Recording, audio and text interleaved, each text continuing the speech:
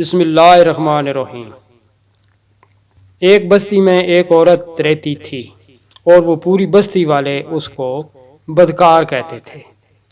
اللہ پاک کا کرنا ہوا کہ وہ عورت فوت ہو گئی اور اس عورت کا جنازہ پڑھنے سے پوری بستی والے انکار کر گئے اور بستی والوں نے اس عورت کو کوڑے کرکٹ والے ڈھیر پر پھینک دیا۔ اسی اثنا میں ایک سوداگر ادھر سے گزرا تو اس نے دیکھا کہ یہ عورت کی لاش ادھر کیوں پڑی ہے۔ اس نے بستی والوں سے پوچھا یہ کیا ماجرا ہے، تو بستی والوں نے کہا کہ یہ بہت بدکار ہے اس لیے اس کو ادھر پھینک دیا۔ تو سوداگر نے کہا کہ یہ ٹھیک نہیں ہے، آخر انسان ہے، اسے پردہ پوش تو کرنا چاہیے تھا۔ انہوں نے کہا تم کر دو، ہم تو نہیں کرتے۔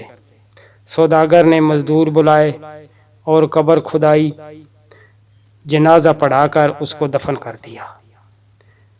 جس وقت مزدوروں کو مزدوری دینے لگا تو دیکھا کہ واسنی اس کی نہیں ہے، تو اس نے کہا کہ واسنی میری قبر میں گر گئی ہے، اسے دوبارہ کھودو، تمہیں اس کی مزدوری الگ دے دوں گا۔ چنانچہ دوبارہ مٹی نکالی، جب پتھر اٹھا کر اندر واسنی کو دیکھا تو اس اثنا میں وہ سوداگر قبر میں غائب ہو گیا۔ اوپر والوں نے دیکھا کہ اس کو بھی وہ اپنے ساتھ لے گئی ہے۔ ہم کہتے تھے نا بدکار ہے، اس لیے اس نے بھی دیکھ لیا۔ وہ بھاگ گئے۔